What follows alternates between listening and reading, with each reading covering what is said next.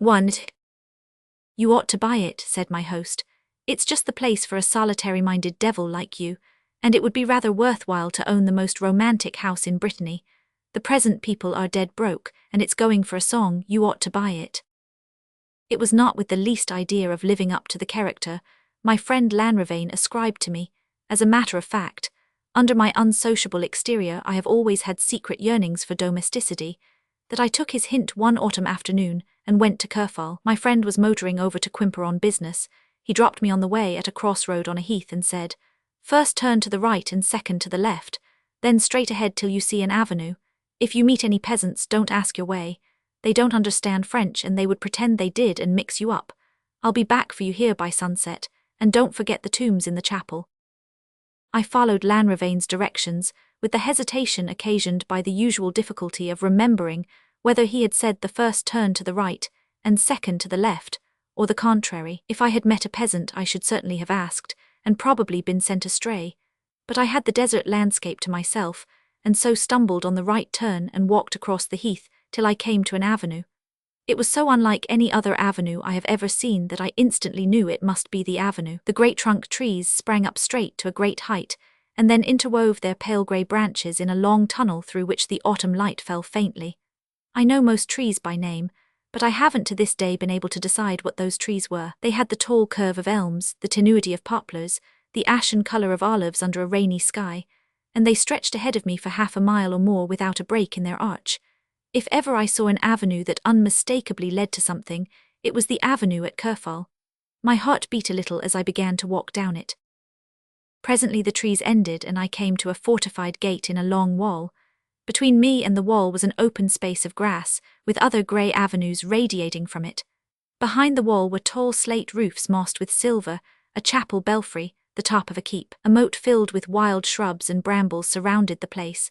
The drawbridge had been replaced by a stone arch, and the portcullis by an iron gate. I stood for a long time on the hither side of the moat, gazing about me and letting the influence of the place sink in. I said to myself, if I wait long enough the guardian will turn up and show me the tombs, and I rather hoped he wouldn't turn up too soon. I sat down on a stone and lit a cigarette. As soon as I had done it, it struck me as a puerile and portentous thing to do, with that great blind house looking down at me, and all the empty avenues converging on me. It may have been the depth of the silence that made me so conscious of my gesture. The squeak of my match sounded as loud as the scraping of a brake, and I almost fancied I heard it fall when I tossed it onto the grass. But there was more than that, a sense of irrelevance, of littleness, of futile bravado, in sitting there puffing my cigarette smoke into the face of such a past. I knew nothing of the history of Kerfol. I was new to Brittany, and Lanravane had never mentioned the name to me till the day before, but one couldn't as much as glance at that pile without feeling in it a long accumulation of history. What kind of history I was not prepared to guess. Perhaps only that sheer weight of many associated lives and deaths which gives a majesty to all old houses, but the aspect of Kerfol suggested something more, a perspective of stern and cruel memories stretching away, like its own grey avenues, into a blur of darkness. Certainly no house had ever more completely and finally broken with the present. As it stood there, lifting its proud roofs and gables to the sky, it might have been its own funeral monument. Tombs in the chapel, the whole place is a tomb, I reflected. I hoped more and more that the guardian would not come. The details of the place, however striking, would seem trivial compared with its collective impressiveness, and I wanted only to sit there and be penetrated by the weight of its silence. "It's the very place for you," Lanravane had said, and I was overcome by the almost blasphemous frivolity of suggesting to any living being that Kerfol was the place for him. Is it possible that anyone could not see? I wondered. I did not finish the thought. What I meant was undefinable. I stood up and wandered toward the gate. I was beginning to want to know more, not to see more. I was by now so sure it was not a question of seeing, but to feel more. Feel all the place had to communicate. But to get in one will have to rout out the keeper, I thought reluctantly and hesitated. Finally I crossed the bridge and tried the iron gate. It yielded, and I walked through the tunnel formed by the thickness of the Chemin de Ronde.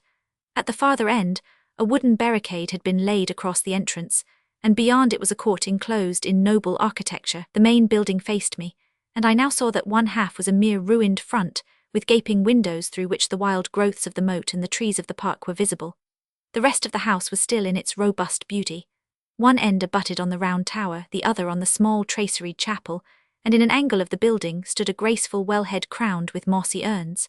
A few roses grew against the walls, and on an upper windowsill I remember noticing a pot of fuchsias. My sense of the pressure of the invisible began to yield to my architectural interest. The building was so fine that I felt a desire to explore it for its own sake. I looked about the court, wondering in which corner the guardian lodged. Then I pushed open the barrier and went in. As I did so, a dog barred my way. He was such a remarkably beautiful little dog that for a moment he made me forget the splendid place he was defending.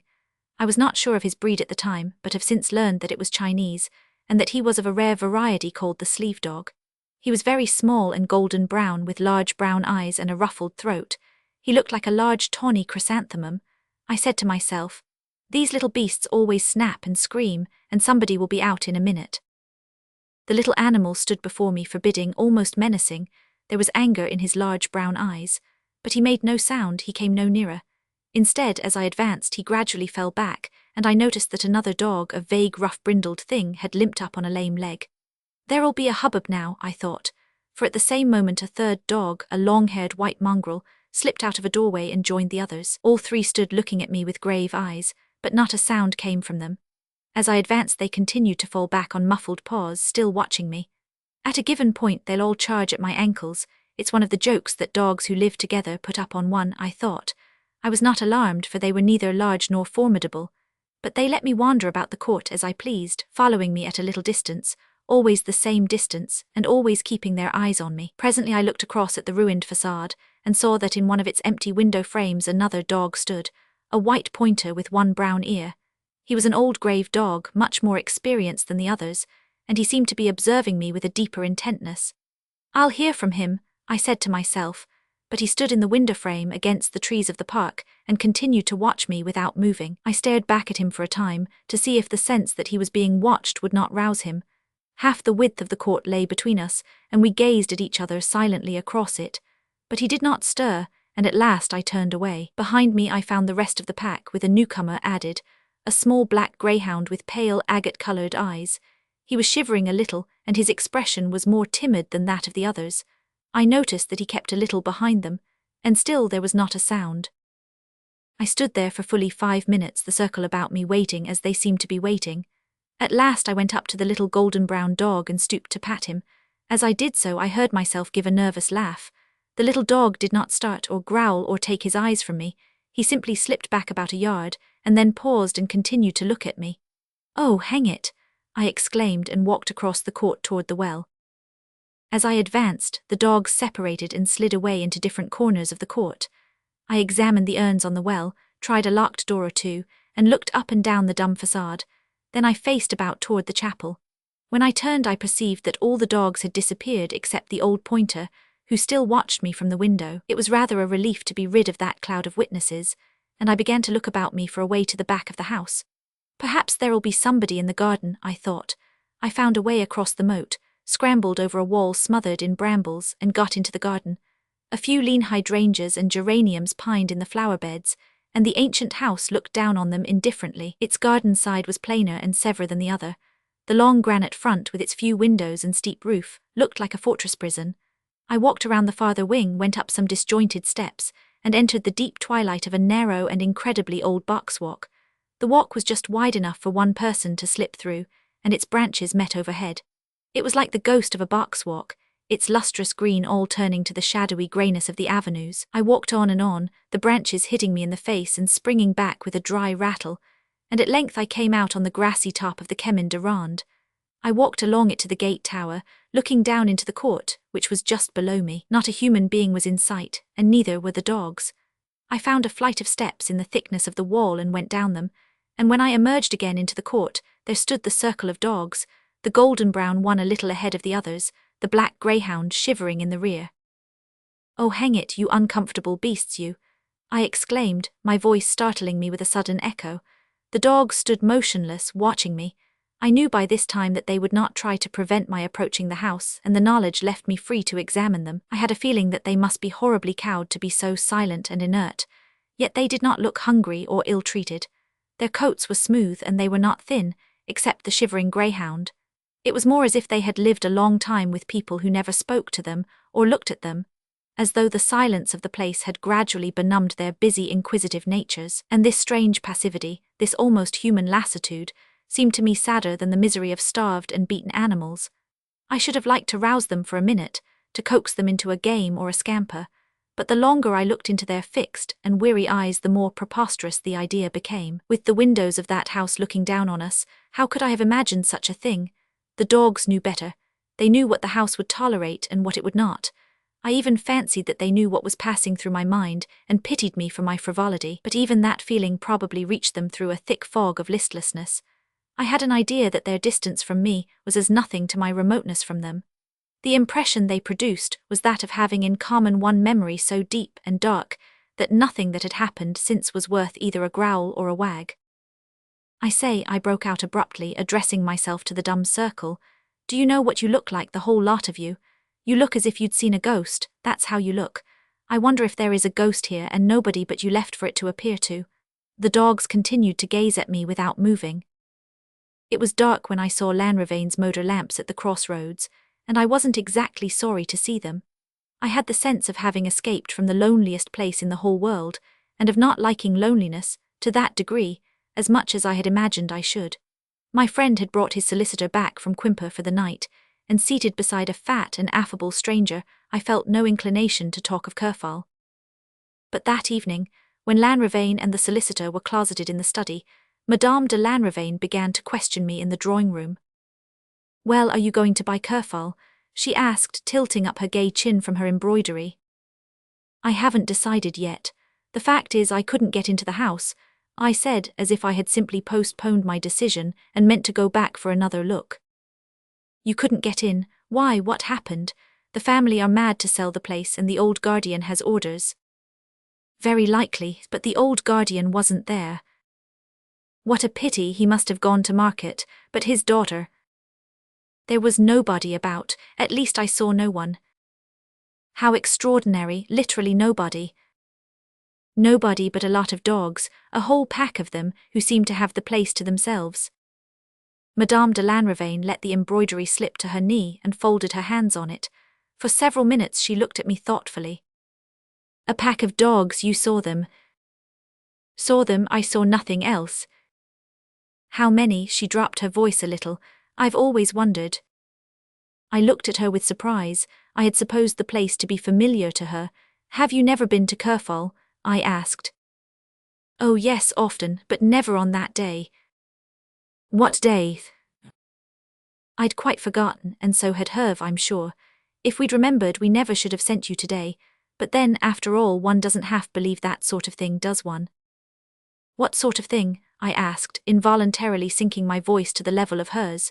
Inwardly I was thinking, I knew there was something. Madame de Lanrivain cleared her throat and produced a reassuring smile. "Didn't Herve tell you the story of Kerfol? An ancestor of his was mixed up in it. You know, every Breton house has its ghost story, and some of them are rather unpleasant." "Yes, but those dogs—" "Well, those dogs are the ghosts of Kerfol. At least the peasants say there's one day in the year when a lot of dogs appear there, and that day the keeper and his daughter go off to moor lakes and get drunk. The women in Brittany drink dreadfully." She stooped to match a silk, then she lifted her charming, inquisitive Parisian face. "Did you really see a lot of dogs? There isn't one at Kerfol," she said. Chapter 2. Lanrivain, the next day, hunted out a shabby calf volume from the back of an upper shelf of his library. "Yes, here it is. What does it call itself? A History of the Assizes of the Duchy of Brittany. Quimper, 1702. The book was written about 100 years later than the Kerfol affair, but I believe the account is transcribed pretty literally from the judicial records. Anyhow, it's queer reading. And there's a Herve de Lanrivain mixed up in it, not exactly my style, as you'll see, but then he's only a collateral. Here, take the book up to bed with you. I don't exactly remember the details, but after you've read it I'll bet anything you'll leave your light burning all night." I left my light burning all night, as he had predicted, but it was chiefly because, till near dawn, I was absorbed in my reading. The account of the trial of Anne de Cornault, wife of the Lord of Kerfol, was long and closely printed. It was, as my friend had said, probably an almost literal transcription of what took place in the courtroom, and the trial lasted nearly a month. Besides, the type of the book was very bad. At first I thought of translating the old record, but it is full of wearisome repetitions, and the main lines of the story are forever straying off into side issues. So I have tried to disentangle it and give it here in a simpler form. At times, however, I have reverted to the text because no other words could have conveyed so exactly the sense of what I felt at Kerfol, and nowhere have I added anything of my own. Chapter 3. It was in the year 16 that Yves de Cornault, lord of the domain of Kerfol, went to the pardon of Lochronan to perform his religious duties. He was a rich and powerful noble, then in his 62nd year, but hale and sturdy, a great horseman and hunter and a pious man. So all his neighbours attested. In appearance he was short and broad with a swarthy face, legs slightly bowed from the saddle, a hanging nose and broad hands with black hairs on them.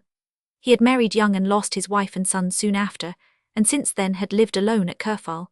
Twice a year he went to Moorlakes, where he had a handsome house by the river, and spent a week or 10 days there, and occasionally he rode to Rents on business. Witnesses were found to declare that during these absences he led a life different from the one he was known to lead at Kerfol, where he busied himself with his estate, attended mass daily, and found his only amusement in hunting the wild boar and waterfowl. But these rumours are not particularly relevant, and it is certain that among people of his own class in the neighbourhood he passed for a stern and even austere man, observant of his religious obligations, and keeping strictly to himself. There was no talk of any familiarity with the women on his estate, though at that time the nobility were very free with their peasants. Some people said he had never looked at a woman since his wife's death, but such things are hard to prove, and the evidence on this point was not worth much. Well, in his 62nd year, Yves de Cornault went to the pardon at Lochronan, and saw there a young lady of Douarnenez, who had ridden over pillion behind her father to do her duty to the saint. Her name was Anne de Barrigan, and she came of good old Breton stock, but much less great and powerful than that of Yves de Cornault, and her father had squandered his fortune at cards, and lived almost like a peasant in his little granite manor on the moors. I have said I would add nothing of my own to this bald statement of a strange case, but I must interrupt myself here to describe the young lady who rode up to the lich gate of Lochronan at the very moment when the Baron de Cornault was also dismounting there. I take my description from a faded drawing in red crayon, sober and truthful enough to be by a late pupil of the Cloets, which hangs in Lanrivain's study, and is said to be a portrait of Anne de Barrigan. It is unsigned and has no mark of identity but the initials AB and the date 16, the year after her marriage. It represents a young woman with a small oval face, almost pointed, yet wide enough for a full mouth with a tender depression at the corners. The nose is small, and the eyebrows are set rather high, far apart, and as lightly penciled as the eyebrows in a Chinese painting. The forehead is high and serious, and the hair, which one feels to be fine and thick and fair, is drawn off it and lies close like a cap. The eyes are neither large nor small, hazel probably, with a look at once shy and steady. A pair of beautiful long hands are crossed below the lady's breast. The chaplain of Kerfol and other witnesses averred that when the Baron came back from Lochronan, he jumped from his horse, ordered another to be instantly saddled, called to a young page to come with him, and rode away that same evening to the south. His steward followed the next morning with coffers laden on a pair of pack mules. The following week Yves de Cornault rode back to Kerfol, sent for his vassals and tenants, and told them he was to be married at All Saints to Anne de Barrigan of Douarnenez, and on All Saints' Day the marriage took place. As to the next few years, the evidence on both sides seems to show that they passed happily for the couple. No one was found to say that Yves de Cornault had been unkind to his wife, and it was plain to all that he was content with his bargain. Indeed, it was admitted by the chaplain and other witnesses for the prosecution that the young lady had a softening influence on her husband, and that he became less exacting with his tenants, less harsh to peasants and dependents, and less subject to the fits of gloomy silence which had darkened his widowhood. As to his wife, the only grievance her champions could call up in her behalf was that Kerfol was a lonely place, and that when her husband was away on business at Benny's or Moorlakes, whither she was never taken, she was not allowed so much as to walk in the park unaccompanied. But no one asserted that she was unhappy, though one servant woman said she had surprised her crying, and had heard her say that she was a woman accursed to have no child, and nothing in life to call her own. But that was a natural enough feeling in a wife attached to her husband, and certainly it must have been a great grief to Yves de Cornault that she bore no son. Yet he never made her feel her childlessness as a reproach. She admits this in her evidence, but seemed to try to make her forget it by showering gifts and favours on her. Rich though he was, he had never been open-handed, but nothing was too fine for his wife, in the way of silks or gems or linen or whatever else she fancied. Every wandering merchant was welcome at Kerfol, and when the master was called away, he never came back without bringing his wife a handsome present, something curious and particular, from Morlake's or Rent's or Quimper. One of the waiting women gave, in cross-examination, an interesting list of 1 year's gifts, which I copy. From Morlake's, a carved ivory junk with Chinamen at the oars, that a strange sailor had brought back as a votive offering for Notre Dame de la Clotte, above Ploughmanac. From Quimper, an embroidered gown worked by the nuns of the Assumption. From Rent's, a silver rose that opened and showed an amber virgin with a crown of garnets. From Morlake's again, a length of Damascus velvet shot with gold bought of a Jew from Syria, and for Michaelmas that same year from Rent's, a necklet or bracelet of round stones, emeralds and pearls and rubies, strung like beads on a fine gold chain. This was the present that pleased the lady best, the woman said. Later on, as it happened, it was produced at the trial, and appears to have struck the judges and the public as a curious and valuable jewel. The very same winter, the Baron absented himself again, this time as far as Bordeaux, and on his return he brought his wife something even odder and prettier than the bracelet. It was a winter evening when he rode up to Kerfol and, walking into the hall, found her sitting by the hearth, her chin on her hand, looking into the fire. He carried a velvet box in his hand, and setting it down, lifted the lid and let out a little golden-brown dog. Anne de Cornault exclaimed with pleasure as the little creature bounded toward her. "Oh, it looks like a bird or a butterfly," she cried as she picked it up, and the dog put its paws on her shoulders and looked at her with eyes like a Christian's. After that she would never have it out of her sight, and petted and talked to it as if it had been a child, as indeed it was the nearest thing to a child she was to know. Yves de Cornault was much pleased with his purchase. The dog had been brought to him by a sailor from an East India merchantman, and the sailor had bought it of a pilgrim in a bazaar at Jaffa, who had stolen it from a nobleman's wife in China.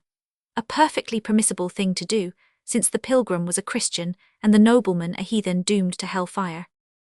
Yves de Cornault had paid a long price for the dog, for they were beginning to be in demand at the French court, and the sailor knew he had got hold of a good thing. But Anne's pleasure was so great that, to see her laugh and play with the little animal, her husband would doubtless have given twice the sum. So far all the evidence is at one, and the narrative plain sailing, but now the steering becomes difficult. I will try to keep as nearly as possible to Anne's own statements, though toward the end, poor thing. Well, to go back. The very year after the little brown dog was brought to Kerfol, Yves de Cornault, one winter night, was found dead at the head of a narrow flight of stairs leading down from his wife's rooms to a door opening on the court. It was his wife who found him and gave the alarm, so distracted, poor wretch, with fear and horror, for his blood was all over her, that at first the roused household could not make out what she was saying, and thought she had suddenly gone mad. But there, sure enough, at the top of the stairs lay her husband, stone dead and head foremost, the blood from his wounds dripping down to the steps below him.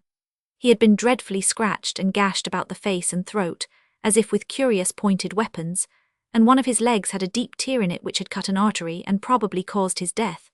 But how did he come there, and who had murdered him? His wife declared that she had been asleep in her bed, and hearing his cry had rushed out to find him lying on the stairs, but this was immediately questioned. In the first place, it was proved that from her room she could not have heard the struggle on the stairs, owing to the thickness of the walls and the length of the intervening passage. Then it was evident that she had not been in bed and asleep, since she was dressed when she roused the house, and her bed had not been slept in. Moreover, the door at the bottom of the stairs was ajar, and it was noticed by the chaplain, an observant man, that the dress she wore was stained with blood about the knees, and that there were traces of small blood-stained hands low down on the staircase walls, so that it was conjectured that she had really been at the postern door when her husband fell, and feeling her way up to him in the darkness on her hands and knees, had been stained by his blood dripping down on her. Of course it was argued on the other side that the blood marks on her dress might have been caused by her kneeling down by her husband when she rushed out of her room, but there was the open door below, and the fact that the finger marks in the staircase all pointed upward. The accused held to her statement for the first 2 days, in spite of its improbability, but on the 3rd day word was brought to her that Herve de Lanrivain, a young nobleman of the neighbourhood, had been arrested for complicity in the crime. 2 or 3 witnesses thereupon came forward to say that it was known throughout the country that Lanrivain had formerly been on good terms with the Lady of Cornault, but that he had been absent from Brittany for over a year, and people had ceased to associate their names. The witnesses who made this statement were not of a very reputable sort. One was an old herb gatherer suspected of witchcraft, another a drunken clerk from a neighbouring parish, the third a half-witted shepherd who could be made to say anything, and it was clear that the prosecution was not satisfied with its case, and would have liked to find more definite proof of Lanravein's complicity than the statement of the herb gatherer, who swore to having seen him climbing the wall of the park on the night of the murder. One way of patching out incomplete proofs in those days was to put some sort of pressure, moral or physical, on the accused person. It is not clear what pressure was put on Anne de Cornault, but on the third day when she was brought in court, she appeared weak and wandering, and after being encouraged to collect herself and speak the truth, on her honour and the wounds of her blessed Redeemer, she confessed that she had in fact gone down the stairs to speak with Herve de Lanravain, who denied everything, and had been surprised there by the sound of her husband's fall. That was better, and the prosecution rubbed its hands with satisfaction. The satisfaction increased when various dependents living at Kerfol were induced to say, with apparent sincerity, that during the year or two preceding his death, their master had once more grown uncertain and irascible, and subject to the fits of brooding silence which his household had learned to dread before his second marriage. This seemed to show that things had not been going well at Kerfol, though no one could be found to say that there had been any signs of open disagreement between husband and wife. Anne de Cornault, when questioned as to her reason for going down at night to open the door to Herve de Lanravain, made an answer which must have sent a smile around the court. She said it was because she was lonely and wanted to talk with the young man. Was this the only reason? She was asked, and replied, "Yes, by the cross over your lordship's heads, but why at midnight?" The court asked. "Because I could see him in no other way. I can see the exchange of glances across the ermine collars under the crucifix." Anne de Cornault, further questioned, said that her married life had been extremely lonely. Desolate was the word she used. It was true that her husband seldom spoke harshly to her, but there were days when he did not speak at all. It was true that he had never struck or threatened her, but he kept her like a prisoner at Kerfol, and when he rode away to Morlakes or Quimper or Rents, he set so close a watch on her that she could not pick a flower in the garden without having a waiting woman at her heels. "I am no queen to need such honours," she once said to him, and he had answered that a man who has a treasure does not leave the key in the lock when he goes out. "Then take me with you," she urged, but to this he said that towns were pernicious places, and young wives better off at their own firesides. "But what did you want to say to Herve de Lanravain?" the court asked, and she answered, "To ask him to take me away." "Ah, you confess that you went down to him with adulterous thoughts. Then why did you want him to take you away?" "Because I was afraid for my life." "Of whom were you afraid?" "Of my husband." "Why were you afraid of your husband?" "Because he had strangled my little dog." Another smile must have passed around the courtroom. In days when any nobleman had a right to hang his peasants, and most of them exercised it, pinching a pet animal's windpipe was nothing to make a fuss about. At this point one of the judges, who appears to have had a certain sympathy for the accused, suggested that she should be allowed to explain herself in her own way, and she thereupon made the following statement. The first years of her marriage had been lonely, but her husband had not been unkind to her. If she had had a child she would not have been unhappy, but the days were long and it rained too much. It was true that her husband, whenever he went away and left her, brought her a handsome present on his return, but this did not make up for the loneliness. At least nothing had, till he brought her the little brown dog from the East. After that she was much less unhappy. Her husband seemed pleased that she was so fond of the dog. He gave her leave to put her jewelled bracelet around its neck, and to keep it always with her. One day she had fallen asleep in her room, with the dog at her feet as his habit was. Her feet were bare and resting on his back. Suddenly she was waked by her husband. He stood beside her, smiling not unkindly. "You look like my great-grandmother, Julian de Cornault, lying in the chapel with her feet on a little dog," he said. The analogy sent a chill through her, but she laughed and answered, "Well, when I am dead you must put me beside her, carved in marble with my dog at my feet." "Oh ho, we'll wait and see," he said, laughing also but with his black brows close together. "The dog is the emblem of fidelity." "And do you doubt my right to lie with mine at my feet?" "When I'm in doubt I find out," he answered. "I am an old man," he added, "and people say I make you lead a lonely life, but I swear you shall have your monument if you earn it." "And I swear to be faithful," she returned, if only for the sake of having my little dog at my feet. Not long afterward he went on business to the Quimper Assizes, and while he was away his aunt, the widow of a great nobleman of the duchy, came to spend a night at Kerfol on her way to the pardon of Stee. Barb.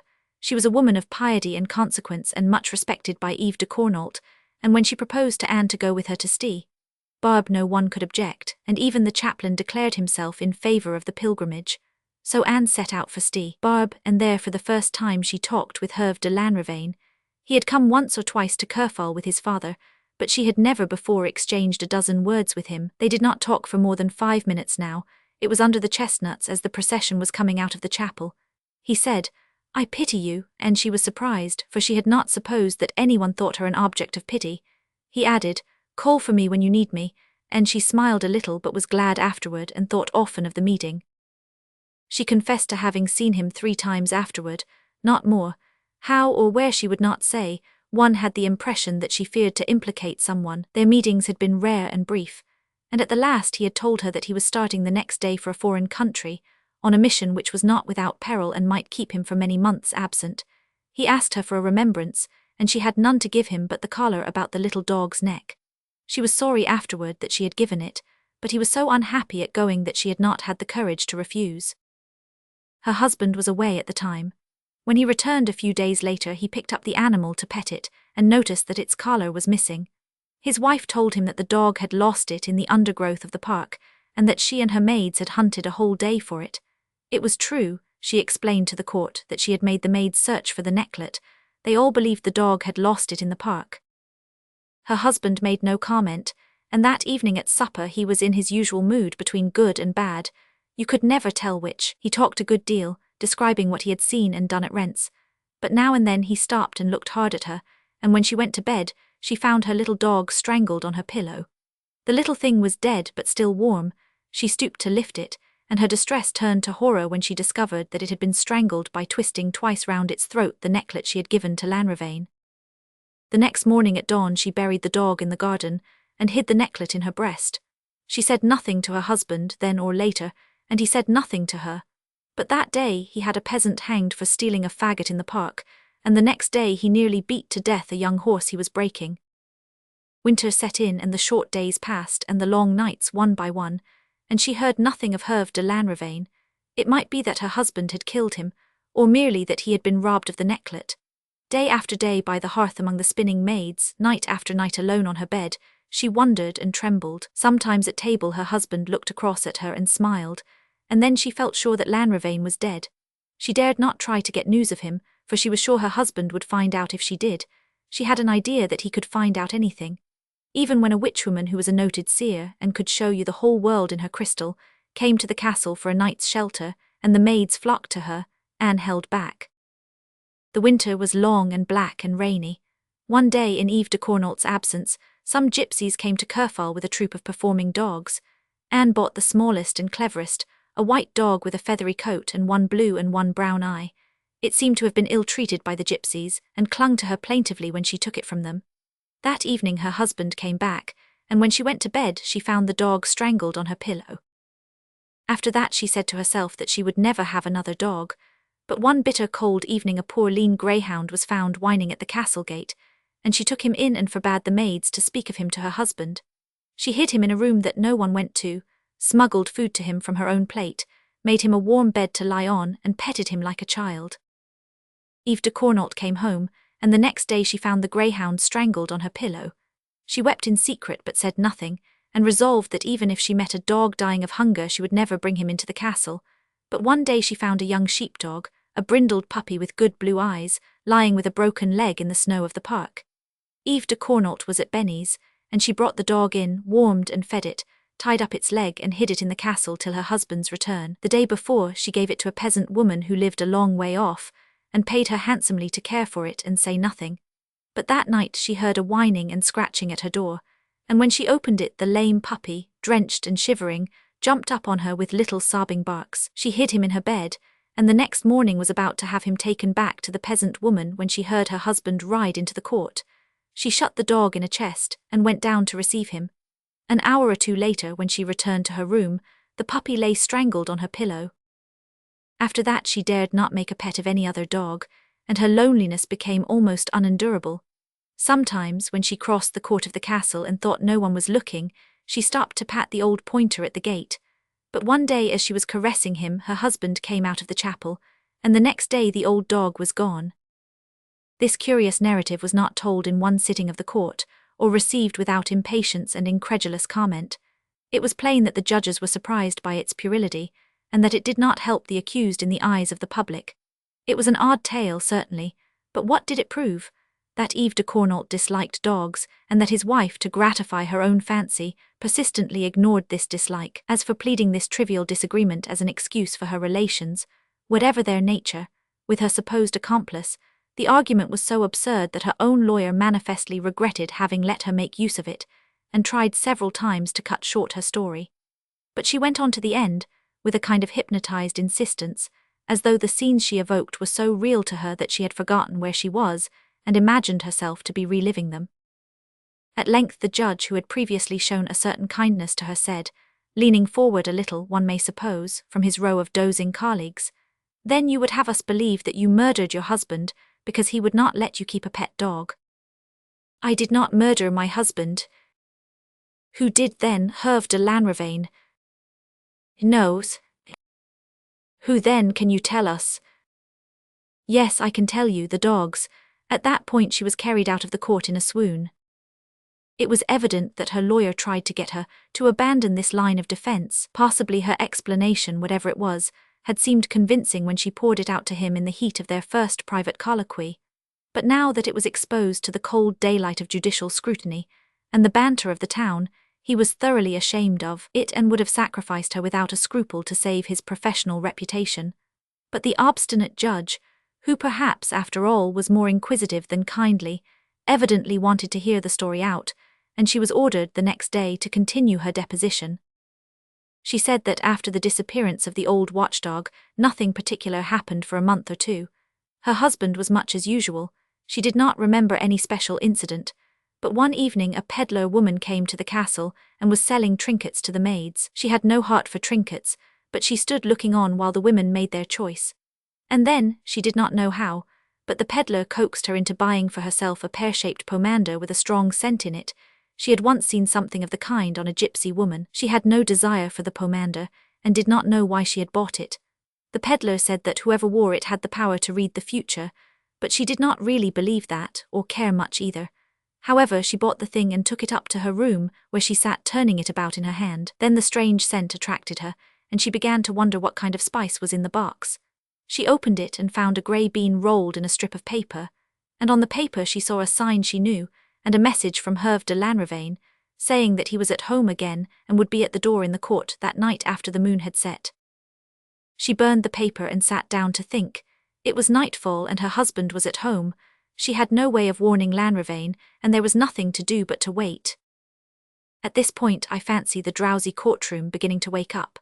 Even to the oldest hand on the bench, there must have been a certain relish in picturing the feelings of a woman, on receiving such a message at nightfall from a man living 20 miles away, to whom she had no means of sending a warning.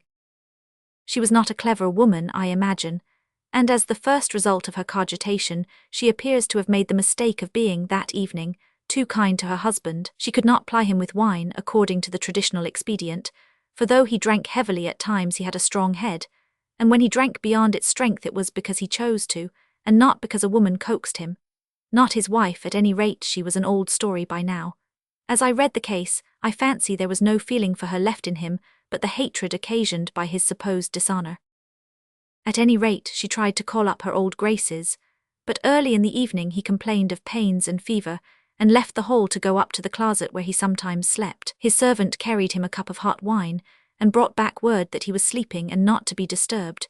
And an hour later, when Anne lifted the tapestry and listened at his door, she heard his loud, regular breathing. She thought it might be a faint, and stayed a long time barefooted in the passage, her ear to the crack, but the breathing went on too steadily and naturally to be other than that of a man in a sound sleep. She crept back to her room reassured, and stood in the window watching the moon set through the trees of the park. The sky was misty and starless, and after the moon went down the night was black as pitch. She knew the time had come and stole along the passage past her husband's door, where she stopped again to listen to his breathing, to the top of the stairs. There she paused a moment and assured herself that no one was following her. Then she began to go down the stairs in the darkness. They were so steep and winding that she had to go very slowly for fear of stumbling. Her one thought was to get the door unbolted, tell Lanravane to make his escape, and hasten back to her room. She had tried the bolt earlier in the evening and managed to put a little grease on it, but nevertheless when she drew it gave a squeak. Not loud, but it made her heart stop, and the next minute overhead she heard a noise. "What noise?" the prosecution interposed. "My husband's voice calling out my name and cursing me." "What did you hear after that?" "A terrible scream and a fall." "Where was Herve de Lanravane at this time?"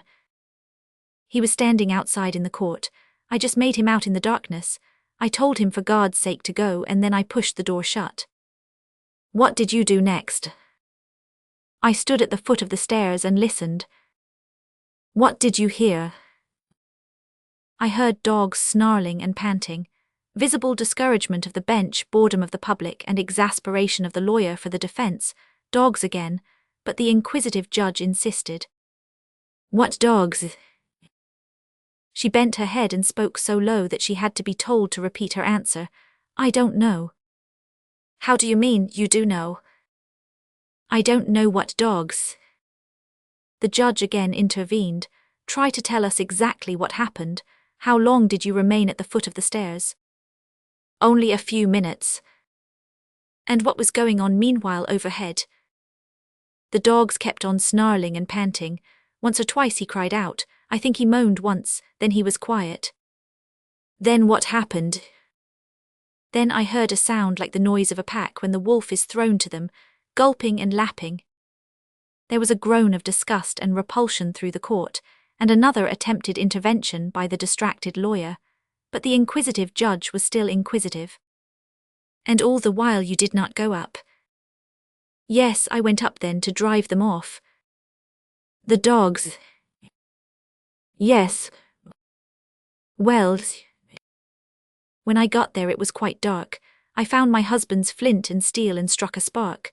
I saw him lying there, he was dead." "And the dogs?" "The dogs were gone." "Gone where to?" "I don't know. There was no way out and there were no dogs at Kerfol." She straightened herself to her full height, threw her arms above her head, and fell down on the stone floor with a long scream. There was a moment of confusion in the courtroom. Someone on the bench was heard to say, "This is clearly a case for the ecclesiastical authorities," and the prisoner's lawyer doubtless jumped at the suggestion. After this, the trial loses itself in a maze of cross-questioning and squabbling. Every witness who was called corroborated Anne de Cornault's statement that there were no dogs at Kerfol. Had been none for several months. The master of the house had taken a dislike to dogs. There was no denying it, but, on the other hand, at the inquest, there had been long and bitter discussions as to the nature of the dead man's wounds. One of the surgeons called in had spoken of marks that looked like bites. The suggestion of witchcraft was revived, and the opposing lawyers hurled tomes of necromancy at each other. At last Anne de Cornault was brought back into court, at the instance of the same judge, and asked if she knew where the dogs she spoke of could have come from. On the body of her Redeemer she swore that she did not. Then the judge put his final question. "If the dogs you think you heard had been known to you, do you think you would have recognized them by their barking?" "Yes." "Did you recognize them?" "Yes." "What dogs do you take them to have been?" "My dead dogs," she said in a whisper. She was taken out of court, not to reappear there again.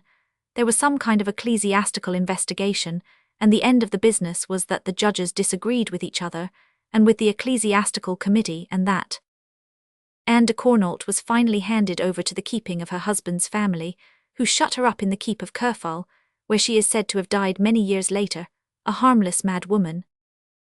So ends her story. As for that of Herve de Lanravane, I had only to apply to his collateral descendant for its subsequent details. The evidence against the young man being insufficient, and his family influence in the duchy considerable, he was set free, and left soon afterward for Paris. He was probably in no mood for a worldly life, and he appears to have come almost immediately under the influence of the famous M. Arnold Dandely and the gentlemen of Port Royal. A year or two later he was received into their order, and without achieving any particular distinction, He followed its good and evil fortunes till his death some 20 years later. Lanrivain showed me a portrait of him by a pupil of Philippe de Champagny. Sad eyes, an impulsive mouth and a narrow brow. Poor Herve de Lanrivain, it was a grey ending. Yet as I looked at his stiff and sallow effigy in the dark dress of the Janseniste, I almost found myself envying his fate. After all, in the course of his life 2 great things had happened to him. He had loved romantically, and he must have talked with Pascal.